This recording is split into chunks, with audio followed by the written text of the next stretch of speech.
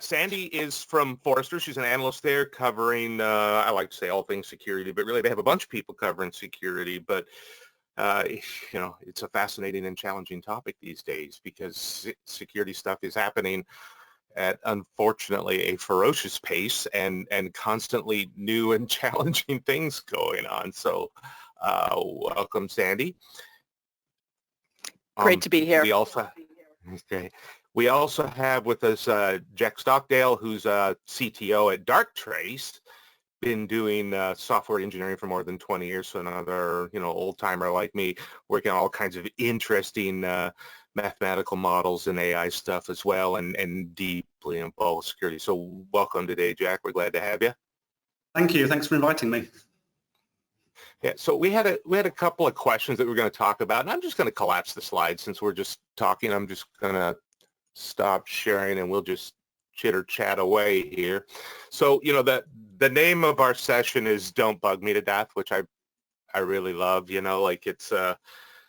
It's just one of those crazy things, right? That sometimes it feels like bugs are just chewing at us every day and leading to security issues. So, Sandy, what are your thoughts on "Don't Bug Me to Death"? That notion of throwing a whole bunch of flaws and vulnerabilities development's way right before the product goes live is why security is stereotypically unpopular. And the challenge that we have as security professionals is to make sure, one, that we're finding issues early, and two, that we're actually elevating the most important ones so that people can prioritize, rather than overwhelming with this mountain of issues, some of which may be relevant, some of which may not, some of which may be true positives, some of which may be false positives. So to me, "Don't Bug Me to Death" really is about use my time well, help me prioritize, and help me do the right things for security. Yeah, prioritization, right? Understanding what can I do and what can I safely let slide for now, right? Or what isn't Jack, actually an issue given the context of my application. Yeah. Will it matter? Will someone find it? What do you think, Jack?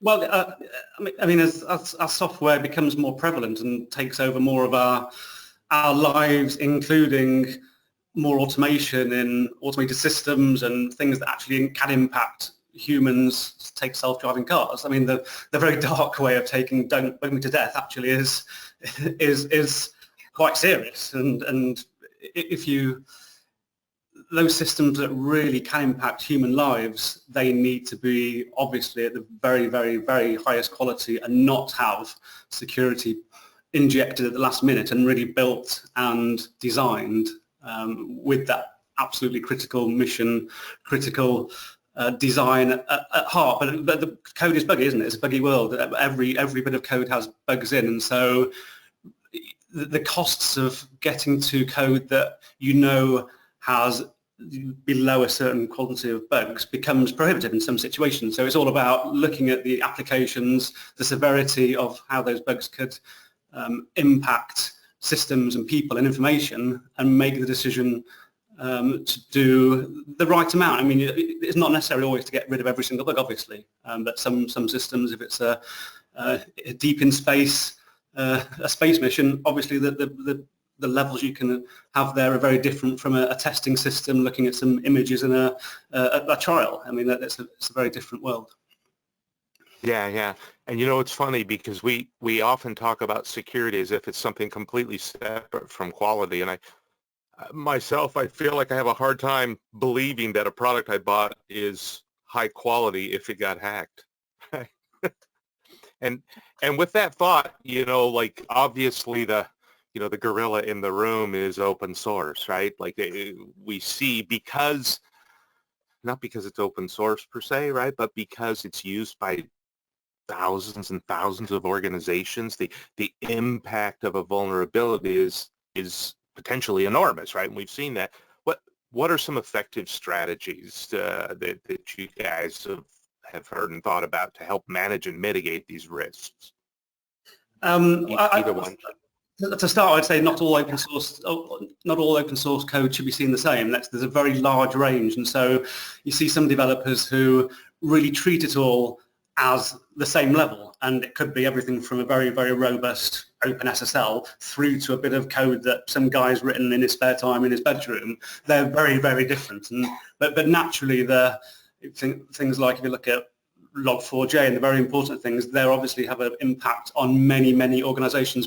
And so there's only, they will always come through, the heartbleeds and the difficult ones that do impact lots of people, but certainly have a robust policy in place for your developers, so they don't get in the way of thinking that actually anything they find on the internet is acceptable, and have very strict approval. That's what we do. We have a very, very strict approval process. So experienced people really think about and look at any new package which is authorized for use, whilst actually if you have essentially approved list that's been through that process, your developers are free to take advantage of that, and actually you get to an end of your development more quickly by utilizing good quality open source. But the difficulty really is those what you think is very robust, well-built tools that still people will find a vulnerability in. Yeah, Jack, you said the magic word, have a good policy in place and have some guidelines for your developers around what they can take, what they can use, what might require special approvals. Think about code hygiene. Think about how many maintainers an open source package has. Are you keeping it up to date? Are you stuck with something that no one's touched in a couple of years? The other piece of it, though, and I think this is sort of implied in some of the conversations, sometimes people go in with the assumption that open source is more secure because everyone is using it. And sometimes people go in with the assumption that open source is less secure because we've had these major incidents and people get spooked. And if I could bring one point home to everyone, it's that, it's all a fallacy. Neither is true. Whether you're using custom code or whether you're using open source code, there are risks in both, and you have to analyze and acknowledge that. Anyone who says, well, this open source thing spooked me, I'm going to do everything with custom code now, you don't think you're going to introduce all sorts of vulnerabilities that way. The key is to have the policies in place, have the tooling in place, and then make those risk trade-offs. You're never going to have no bugs in code. Yeah, and I think, there's a separate one there, right? If you encounter a project that is one person in their garage, right? Or that has been abandoned for 2 or 3 years, or just, hasn't really updated itself, and it's important to you, it's critical to you, maybe you need to take a deeper ownership of that code, right? Maybe instead of just looking for known vulnerabilities, you need to run static analysis on it. You need to run tests on it. You need to look at it and say, hey, I have all the source here. There's no reason to just use this thing. Like if it's so critical to me that I have to use it, then why do I think I don't need to test it? Mm-hmm. And you're saying open source. Go ahead, Jack. I was going to say it's also giving back to the community. So if you do take a piece of open source tool and you run your own analysis, maybe you improve it, maybe you run your own commercial or open source tools to improve it, ensuring that that's either given back. Because I think there's a perception that people would assume that's been done already. And so if you are using some open source tools, it's been through that tooling. But that's not necessarily the case unless the organizations that are doing that are willing to feed that back into the open source upstream. Yeah, the idea that it's open source and therefore many eyes have looked at it and my eyes don't matter. The problem is everyone else's eyes are making that same assumption sometimes as well. And you're right, Jack. It is a give and take. As an industry, sometimes we're much better at the taking part than the giving part. And imagine if every organization that used open source fixed one security bug this year. What a difference that would make, right? Just one. That's all I'm asking for, people. So to move on, right, given that software is going everywhere and going into everything, right, we see a really increased attack surface, right? People, especially during the pandemic, are exposing things because they have to, right? People are working from home. We're distributed now. And so with all of this and these, complex modern systems, what can organizations and what should organizations do to help reduce their attack surface? I'll throw out one thing that we can do, and this is specific to a lot of folks that, with the rise of containerization, a lot of development teams are pulling container images out of repos, and these things have been stuffed chock full of all sorts of components and features over the years. But anyone who's borrowing them may only be using a subset. Are we actually taking the components that we're using and scaling them down before we use them to focus and limit ourselves to that particular surface? Or are we just using the entire kitchen sink? Now, the challenge with this, of course, is that's a lot of work. That takes time. People don't always want to do that. But when you take a component that has a huge amount of functionality and you're only using a tiny piece, you are opening up a larger attack surface. And I would add to that in terms of time. So particularly during the pandemic, I think there's been a need to quite rapidly expose code that perhaps has never been designed to be exposed. It could be legacy systems that you've suddenly had to give people access. So in ensuring the process from the start is giving sort of time-based access, rollback access, not just opening up, as you say, to give a greater attack surface than you need, and then closing that when that need is no longer there and people are going back to the office. But as you say, it takes resource, it takes planning, and it's very easy to miss some of these and allow them to keep open. But absolutely right, the attack surface not only of modern code, but of very, very legacy code that has never been on the internet before, and there's a growing demand to have external consultants, people from different countries able to test those systems. It's a large challenge for us. Yeah, let's take our legacy code and suddenly make it available to everyone. What could go wrong? Yeah. And I feel like during the pandemic, what's happened is that people have this urgency, right? Like we've got to do business and we can't do business anymore. So they're pushing it, and you can't skip this step of what am I exposing, right? Like if I'm going to make this service available, what ports are there? What kind of traffic? Again, what kind of authentication and procedures and permissions, right? Like, do I know who's allowed to get what and how long they can get it? Like, I need to stop and think about all this. I might have to do it in a very, very rapid, abbreviated fashion, and I might do it a little bit shift righty. Right? I might be deploying it and checking it at the same time, but I feel like a lot of people may have pushed something out and said, well, if something happens, then we'll fix it. And I don't feel like that's a valid strategy. No, and really understanding the attack the attack chain. So obviously everyone going to work in their home environments, that's a different environment from where they've been accessing it maybe in a secure office with access to their children's iPads might be connected. You have to think about not just the direct user, but actually where their environments, and are they now in a coffee shop with different ways into that system? And is the end system they're using really designed to be protected against access from that much more public or unprotected space? But I absolutely think that wasn't done very early on in the pandemic because there was a need to not interrupt the business, but allow everyone to work from different areas.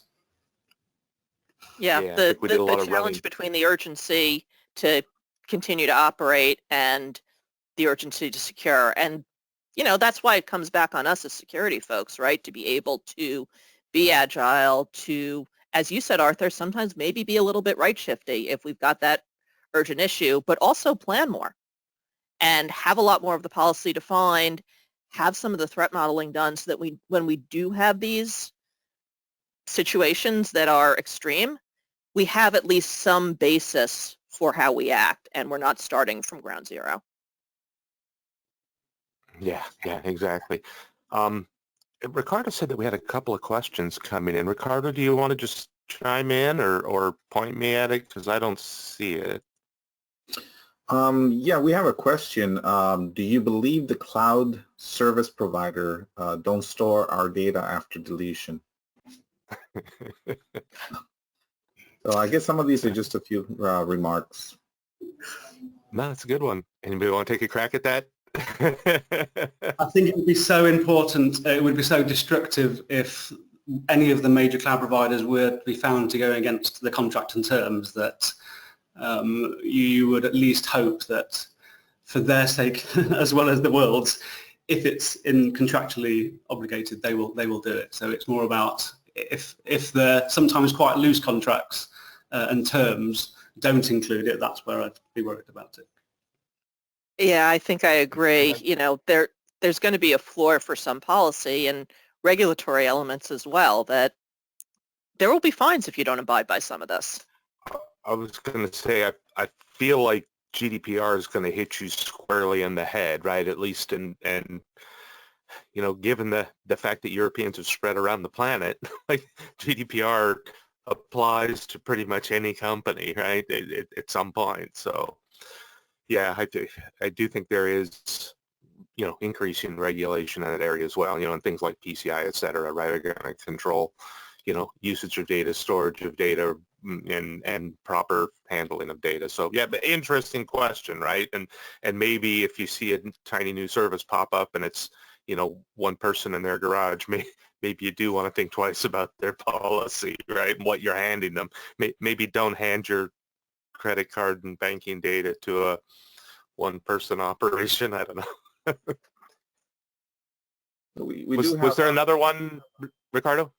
Yeah, this is from Benjamin Jurg. He's a Chief Quality Officer.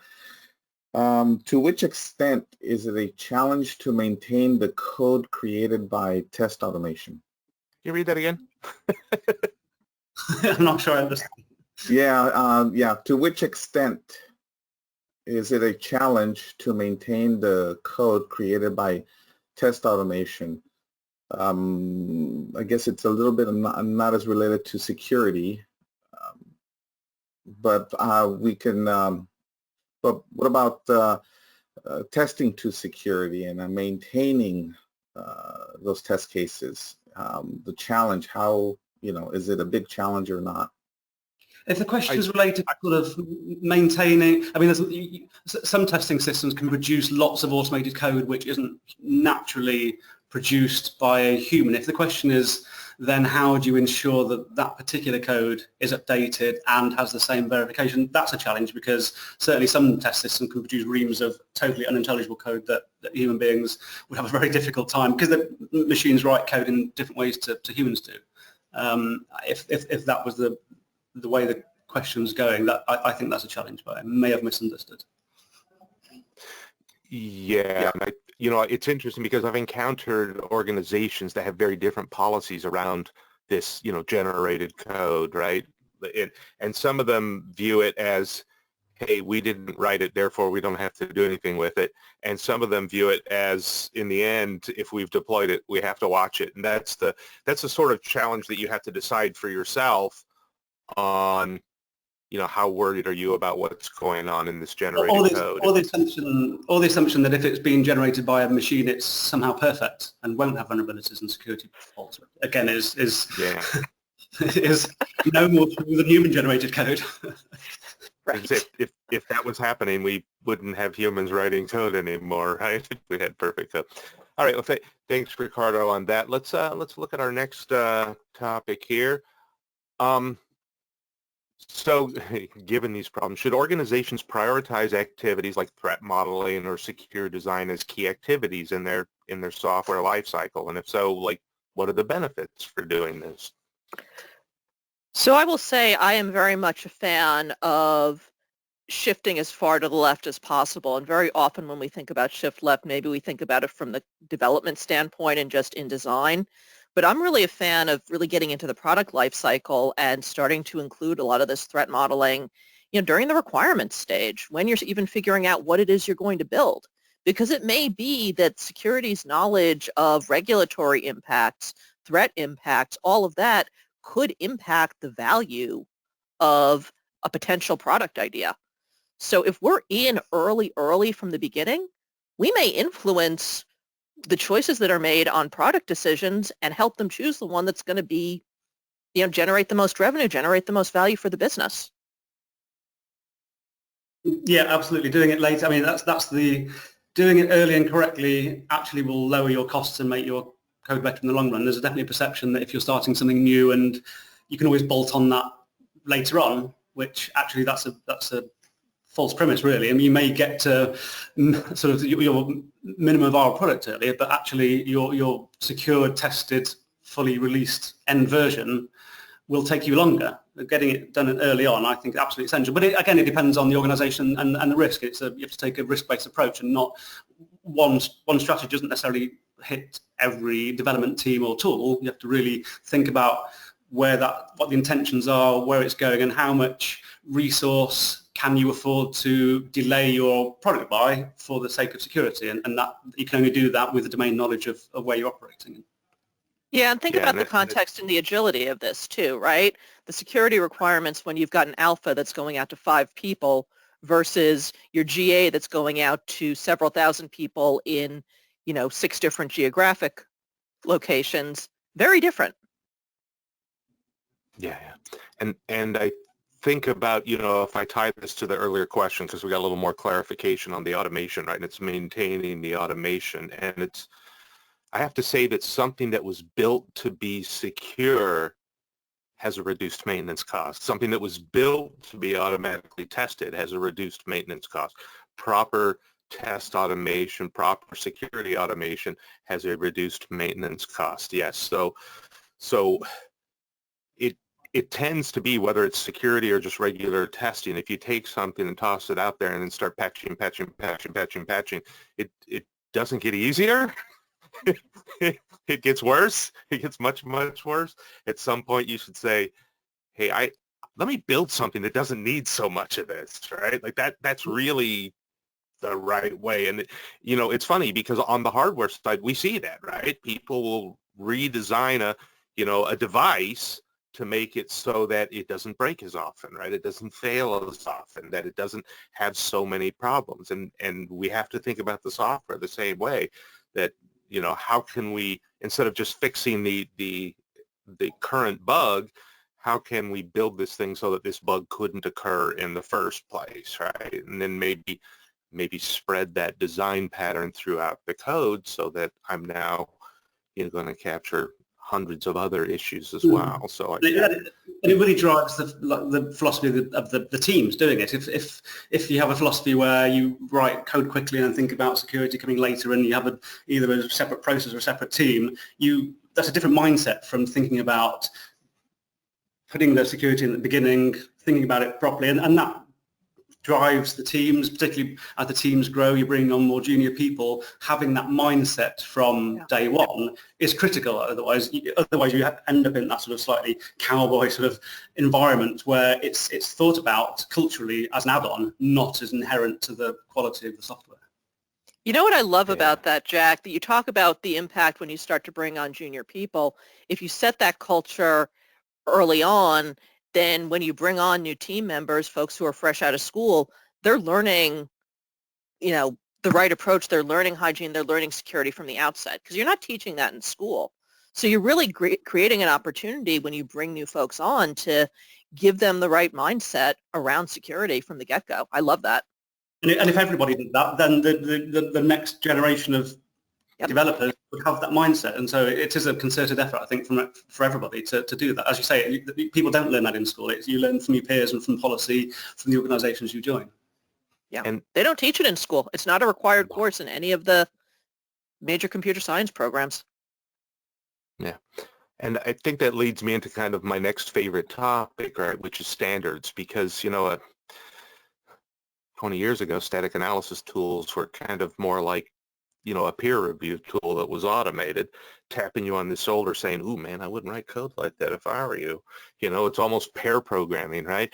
And so now when I look at the security standards, we have CWE, we have CERT, we have OWASP, we have others, but I'd say in security, those are probably our biggest ones, right? Do we have enough? Are these standards enough? Are they doing the job? There is no standard that's going to account for every eventuality, Arthur. Unfortunately, they're the floor, and they're valuable from that standpoint, because if you don't have that, then you're starting from nowhere. But you can't go into this thinking that if you just meet the standards and click the checkbox, you're good. One of the things that drives me nuts is, 20 years ago, I was teaching application security classes for a big financial institution in New England. And so much of the class, we were talking about potential attacks and mistakes that folks made. And everything that I talked about, SQL injection, cross-site scripting, it's all the same. That hasn't changed. We are still making the same mistakes. We're still introducing the same vulnerabilities as we were. So I think that speaks a little bit to the fact that a lot of this stuff just needs to continue to be taught. Standards aren't going to get it out of the way. And they're the very basic examples, as you say. I think the standards are very good at defining, in many cases, sort of the baseline and the known unknowns. It's the unknowns that they don't. They're quite rigid, and so absolutely they're a great base to sit on. But thinking about, if you think your software is secure because it meets a standard, absolutely not, because they are so rigid. They're dealing with past known vulnerabilities, and they're not necessarily thinking about what's coming tomorrow, what is the next 0 day, what's the next problem. But as you say, it's a shame that the basic vulnerabilities are still being put in. We're not really at the level of the advanced 0 days. It is the cross-site scripting. It's the really basic stuff, which is you see time and time again. And certainly the tools are getting better and better at catching the basic sort of things that crop up all the time. Yeah, we do see some of the same problems. I have to say though, when I pop this question, like I'm gonna go back and screen capture the moment. Like the look on both of your faces was just so epic, right? Like, yeah, I think there is some confusion around standards and what their purpose is and what their capability is and how far they go. And we did have a comment come in about, because a lot of the design it in, standards can help support that kind of a strategy, right? Like they're far more powerful at helping you craft good code than they are at finding bugs, right? Mm-hmm. And standards are really good at helping you do the right thing and not nearly as good at helping find the problems with what you did wrong, right? Standards as a left shift enabler, you're saying, rather than just as a end stage scanner. Yeah, exactly.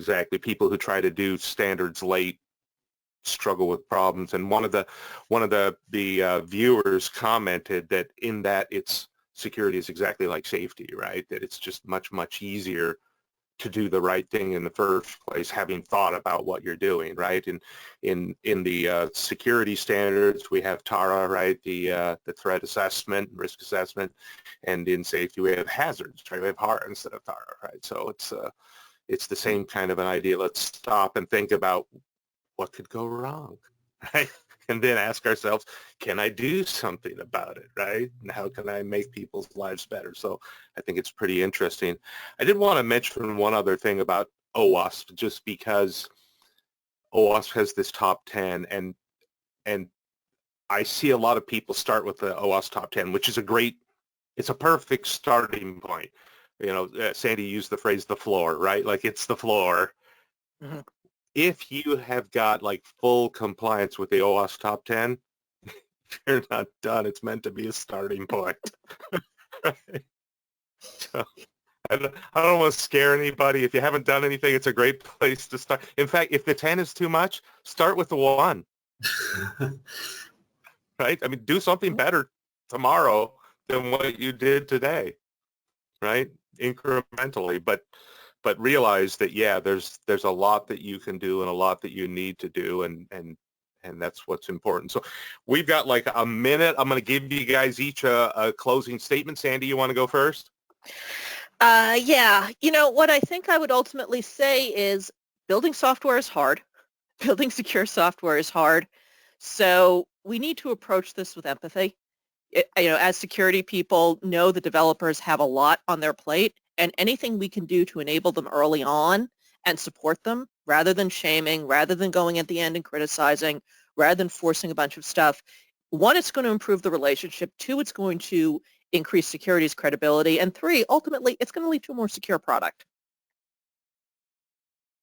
Thanks. Jack? Absolutely. I would agree with that exactly about not shaming developers, and it's a difficult job. My worry really is software is becoming more pervasive in systems that are dealing with the real world. We'll have automated cars, we'll have things flying through the sky, more and more software. It's becoming even more critical to our daily lives that software is developed in a really robust way. And it won't be our generation necessarily, it will be the next generation or the generation after. So having that culture throughout the software industry that if you think the OWASP top 10's interesting, then that's probably the wrong team. They need to be the team that thinks that's so obvious, we've done that, we're many stages ahead, and so that's the level to get to. But yeah, absolutely critical that more and more tools and thinking about security early in the design process, because software is taking over our lives and continue to do so. Yeah, it's expanding in our lives. Hopefully it's not taking them over, right? That's the goal. Supporting, augmenting. Not to make it easy. Enabling. Skynet, right? Yeah. All right. Well, thank you guys. It's wonderful to chat with you again. We're so glad to have you with us today.